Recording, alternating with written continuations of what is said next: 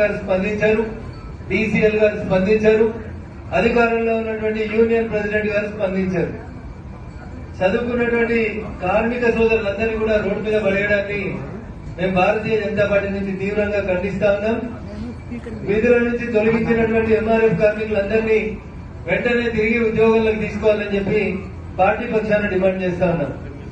లేని పక్షంలో రేపు ఉదయం కంపెనీ గేట్ దగ్గరకు వస్తాం, తొలగించిన కార్మికులందరినీ తీసుకొని వస్తాం.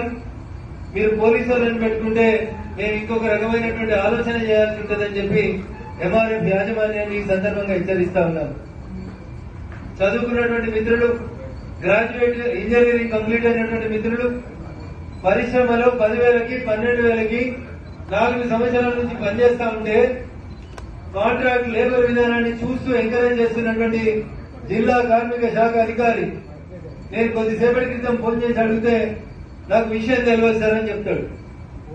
మా మీడియా మిత్రులు కూడా విజ్ఞప్తి, నిన్నటి నుంచి ఎంఆర్ఎఫ్ కంపెనీ గేట్ ముంగట జరుగుతున్నటువంటి అరాజకాలని కొంచెం బయటి ప్రపంచానికి తెలియజేయాల్సిందిగా మీడియా మిత్రులకు విజ్ఞప్తి చేస్తా ఉన్నాం.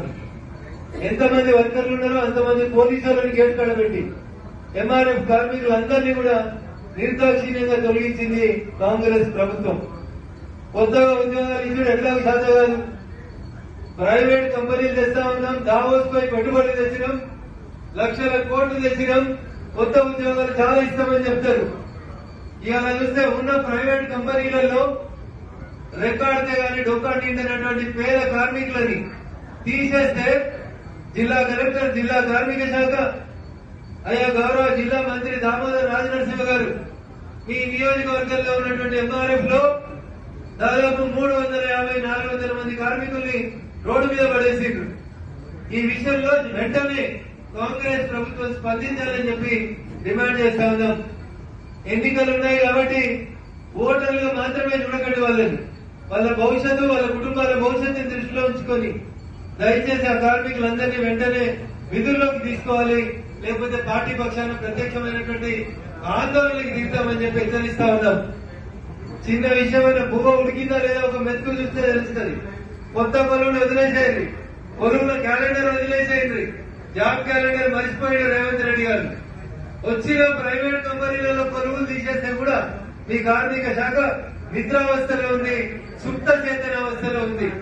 కాబట్టి దయచేసి అయ్యా ముఖ్యమంత్రి గారు, జిల్లా అధికారులు వెంటనే స్పందించాలని చెప్పి ఈ సందర్భంగా డిమాండ్ చేస్తూ, ఈ నెల 27న జరిగేటువంటి ఎన్నికల్లో మీకందరికీ తెలుసు, కేవలం భారతీయ జనతా పార్టీ మాత్రమే మొదటి నుంచి పేద ప్రజల పక్షాన, నిరుద్యోగుల పక్షాన 317 జీవో మీద అయినా, డిఎస్సి నోటిఫికేషన్ కోసమైనా, జాబ్ రిక్రూట్మెంట్ క్యాలెండర్ కోసమైనా, పోయిన ప్రభుత్వంలో అయినా ఇప్పుడైనా కొట్లాడుతున్నటువంటి ప్రభుత్వం, కొట్లాడుతున్నటువంటి పార్టీ భారతీయ జనతా పార్టీ తప్ప ఇంకొకరు కాదు. రాహుల్ గాంధీ దొరికొస్తారు, అశోక్ నగర్ దగ్గరకు వస్తారు, ట్రైనింగ్ ఇన్స్టిట్యూట్ల దగ్గర తీసుకుపోతారు, గొప్పగా చెప్తారు కాంగ్రెస్ అధికారంలోకి వస్తే జాబ్ క్యాలెండర్ ఇస్తామని. 14 నెలలైంది, ఇవాళ దాకా జాబ్ క్యాలెండర్ ఇచ్చేటువంటి దిక్కులేనటువంటి పార్టీ ప్రభుత్వం కాంగ్రెస్ పార్టీ ప్రభుత్వాన్ని. వాళ్ళ మంత్రుల వాళ్ళ ఉద్యోగాలు ఇస్తున్న పరిస్థితి లేదు. కానీ ఇలా వాళ్ళ దుస్థితి ఏందో ఒక్కసారి ప్రజలు ఆలోచించాలి. అందుకని 14 నెలల తర్వాత ఈ రాష్ట్రంలో జరగబోతున్నటువంటి ఒక ఎన్నికల్లో 70% ఆఫ్ ద డిస్ట్రిక్ట్స్ పాల్గొంటున్నటువంటి చోట, మేధావులు ఓటేసేటువంటి చోట దయచేసి ఇది ఒక పరీక్షగా భావించాలి.